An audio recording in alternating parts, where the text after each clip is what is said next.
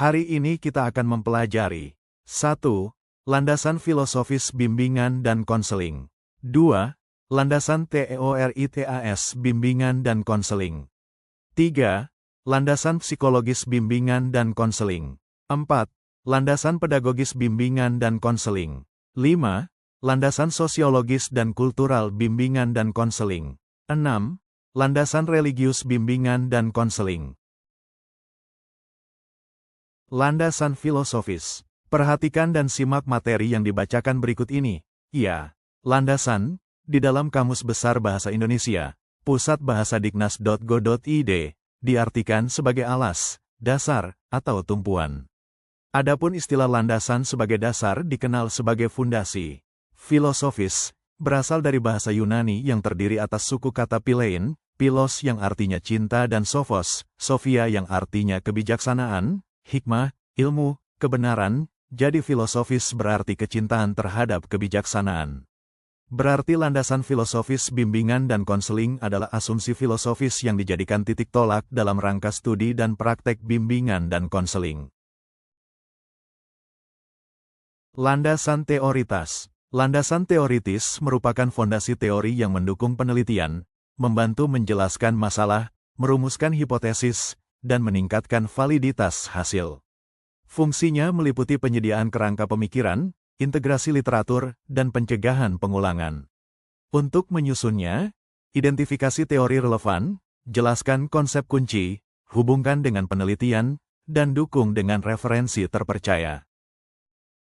Landasan psikologis. Landasan psikologis dalam bimbingan dan konseling memberikan pemahaman tentang tingkah laku individu yang menjadi sasaran layanan. Hal ini diperlukan karena ruang lingkup bimbingan dan konseling adalah ruang lingkup klien yang perlu diubah atau dikembangkan. Kajian landasan psikologis motif dan motivasi pembawaan dan lingkungan perkembangan individu belajar kepribadian. Landasan sosiologis dan kultural bimbingan dan konseling. Perhatikan dan simak pembahasan yang dibacakan berikut ini, ya. Pengertian landasan sosiologis dan kultural. Landasan sosiologis merujuk pada pandangan bahwa individu adalah makhluk sosial dan perilakunya dipengaruhi oleh interaksi dalam masyarakat serta kebutuhan sosial. Landasan kultural menekankan peran budaya sebagai faktor yang membentuk perilaku, pola pikir, dan nilai-nilai individu, sehingga membentuk identitas seseorang. Peran dan fungsi dalam bimbingan konseling. Memahami individu, konselor dapat memahami individu sebagai produk lingkungan sosial dan budaya tempat mereka hidup. Memahami kebutuhan dan masalah individu dalam konteks bimbingan seringkali muncul dari tuntutan dan norma-norma sosial budaya yang ada di sekitarnya. Menghadapi perbedaan latar belakang, membantu konselor untuk mengatasi perbedaan sosial dan budaya yang mungkin terjadi antara dirinya dengan klien, serta memastikan konseling yang efektif dan etis.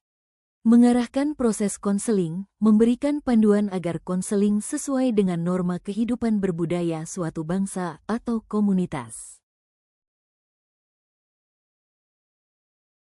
Contoh permasalahan dan solusi. Permasalahan, perbedaan pemahaman mengenai nilai-nilai tertentu atau norma perilaku antara konselor dan klien karena latar belakang budaya yang berbeda dapat menghambat proses konseling.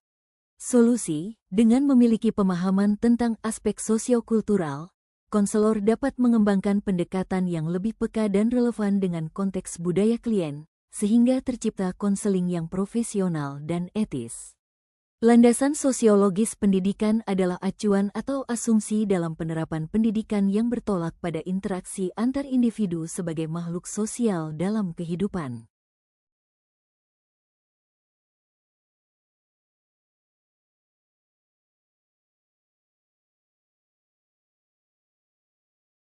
Landasan religius bimbingan dan konseling. Landasan religius bimbingan dan konseling. Landasan religius, terutama dalam konteks Islam, berlandaskan pada Al-Quran dan hadis, menjadikan individu sebagai hamba Allah SWT yang taat dan khalifah di bumi.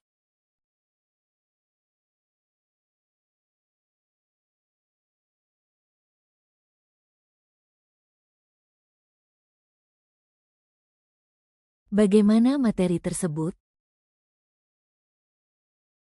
Terima kasih, selamat belajar.